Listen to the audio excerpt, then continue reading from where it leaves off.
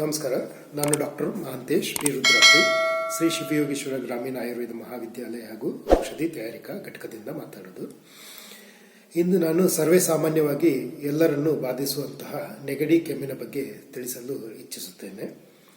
ಪ್ರಸಕ್ತ ದಿನಗಳಲ್ಲಿ ಸರ್ವೇ ಸಾಮಾನ್ಯವಾಗಿ ಎಲ್ಲರೂ ಈ ನೆಗಡಿ ಮತ್ತು ಕೆಮ್ಮಿನಿಂದ ಬಳಲುತ್ತಿದ್ದಾರೆ. ಮಕ್ಕಳಿರ್ಬೋದು, ಮಧ್ಯವಯಸ್ಕರಿರ್ಬೋದು ಅಥವಾ ವಯಸ್ಸಾದವರಿರ್ಬೋದು, ಎಲ್ಲರಿಗೂ ಈ ರೋಗಗಳು ಬಾಧಿಸುತ್ತಿವೆ. ಈ ರೋಗಗಳಿಗೆ ಮುಖ್ಯ ಕಾರಣಗಳು ಅಂದರೆ ಅದು ಯಾವುದೇ ವೈರಲ್ ಇನ್ಫೆಕ್ಷನ್ ಇರ್ಬೋದು, ಅಥವಾ ಅತಿ ತಂಪಾದ ಪಾನೀಯಗಳ ಸೇವನೆ ಇರ್ಬೋದು, ಶೀತ ಪದಾರ್ಥಗಳ ಸೇವನೆ ಇರ್ಬೋದು, ಅಥವಾ ಶೀತ ಪ್ರದೇಶದ ವಾಸವಾಗಿರ್ಬೋದು, ಅಥವಾ ಹೆಚ್ಚಾಗಿ ತಂಗಾಳಿಯಲ್ಲಿ ಓಡಾಡೋದ್ರಿಂದ ಇಂತಹ ಶ್ವಸನ ಸಂಬಂಧಿ ರೋಗಗಳು ಅಂದರೆ ನೆಗಡಿ ಮತ್ತು ಕೆಮ್ಮುಗಳು ಬರುತ್ತವೆ.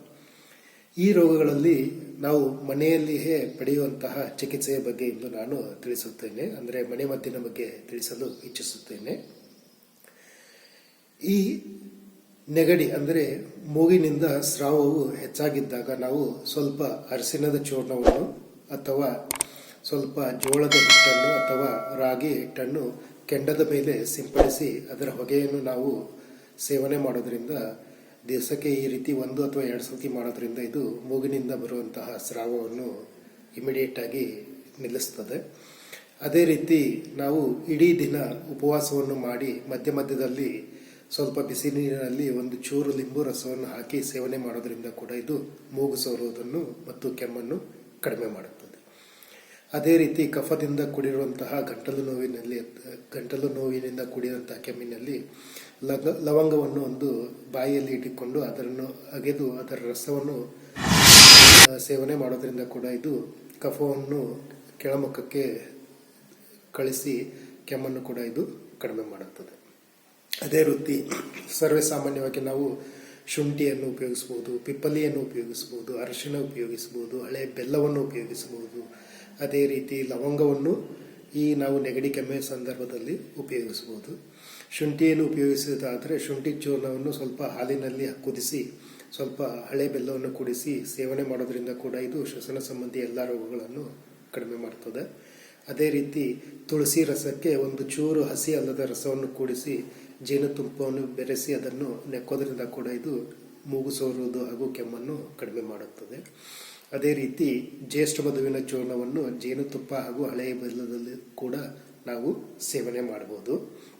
ಹಾಗೆಯೇ ಜ್ಯೇಷ್ಠ ಮಧುವಿನ ಚೂರ್ಣವನ್ನು ನಾವು ಜೇನುತುಪ್ಪದಲ್ಲಿ ಉಪಯೋಗಿಸುವುದರಿಂದ ಇದು ನಮ್ಮ ಗಂಟಲು ನೋವು ಅಥವಾ ಕಫದಿಂದ ಕೂಡಿರುವಂತಹ ಕೆಮ್ಮನ್ನು ಕೂಡ ಇದು ಕಡಿಮೆ ಮಾಡುತ್ತದೆ. ಒಣ ಕೆಮ್ಮಿನ ಸಂದರ್ಭದಲ್ಲಿ ನಾವು ಮಧುರಸ ದ್ರವ್ಯಗಳು ಅಂದರೆ ಅದು ಕಲ್ಲು ಸಕ್ಕರೆ ಇರ್ಬೋದು ಅಥವಾ ಖರ್ಜೂರ ಇರ್ಬೋದು ಅಥವಾ ಒಣ ದ್ರಾಕ್ಷಿ ಇರ್ಬೋದು, ಇಂತಹ ದ್ರವ್ಯಗಳನ್ನು ಸೇವನೆ ಮಾಡೋದ್ರಿಂದ ಇದು ಸ್ವಲ್ಪ ಸೂದಿಂಗ್ ಎಫೆಕ್ಟ್ ಮಾಡಿ ಇದು ಗಂಟಲು ನೋವನ್ನು ಕೂಡ ಹಾಗೂ ಒಣ ಕೆಮ್ಮನ್ನು ಇದು ಕಡಿಮೆ ಮಾಡುತ್ತದೆ. ಈ ಶ್ವಸನ ಸಂಬಂಧಿ ರೋಗಗಳನ್ನು ನಾವು ಕಡಿಮೆ ಮಾಡಲು ಹಾಗೂ ನಮ್ಮ ರೋಗ ನಿರೋಧಕ ಶಕ್ತಿಯನ್ನು ಹೆಚ್ಚಿಸಿಕೊಳ್ಳಲು ನಿತ್ಯವೂ ನಾವು ಚವನಪ್ರಾಶವನ್ನು ತಿನ್ನಬೇಕು. ಅದೇ ರೀತಿ ಪಿಪ್ಪಲಿ ಚೂರ್ಣವನ್ನು ಹಳೆಯ ಬೆಲ್ಲದೊಂದಿಗೆ ನಿತ್ಯವೂ ಸೇವನೆ ಮಾಡೋದ್ರಿಂದ ಇದು ನಮ್ಮ ರಕ್ತದಲ್ಲಿ ಆಂಟಿಹಿಸ್ಟಮಿನ್ ಗುಣಗಳನ್ನು ಹೆಚ್ಚಿಗೆ ಮಾಡಿ ಇದು ನಮ್ಮ ರೋಗ ನಿರೋಧಕ ಶಕ್ತಿಯನ್ನು ಕೂಡ ಹೆಚ್ಚಿಸಿ ಇಮ್ಯುನಿಟಿಯನ್ನು ಕೂಡ ಇದು ಹೆಚ್ಚಿಸುತ್ತದೆ. ಅದೇ ರೀತಿ ನಾವು ನಮ್ಮ ರೋಗ ನಿರೋಧಕ ಶಕ್ತಿಯನ್ನು ಹೆಚ್ಚಿಸಿಕೊಳ್ಳಲು 1 ಚೂರು ಅರಿಶಿಣದ ಕೊಂಬನ್ನು, ತೋರ್ಬೆರಳಿನಷ್ಟು ದಪ್ಪವಾದ ಅಮೃತಬಳ್ಳಿ ಕಾಂಡವನ್ನು ಹಾಗೂ 1-2 ಕಾಳುಮೆಣಸು, 1 ತುಂಡು ಜ್ಯೇಷ್ಠ ಮಧುವನ್ನು ಕೊಟ್ಟಿ ಇದನ್ನು ಕಷಾಯವನ್ನು ಮಾಡಿ ನಾವು ನಿತ್ಯವೂ ಸೇವನೆ ಮಾಡೋದ್ರಿಂದ ನಮ್ಮ ಶಾರೀರಿಕ ರೋಗ ನಿರೋಧಕ ಶಕ್ತಿಯನ್ನು ಇವು ಹೆಚ್ಚಿಸುತ್ತವೆ. ಹಾಗೂ ಅದೇ ರೀತಿ ಈ ನೆಗಡಿ ಕೆಮ್ಮು ಸಂಬಂಧಪಟ್ಟಂತಹ ಶ್ವಸನ ಸಂಬಂಧಿ ರೋಗಗಳನ್ನು ಕೂಡ ಕಡಿಮೆ ಮಾಡಲು ಸಹಾಯವಾಗುತ್ತದೆ.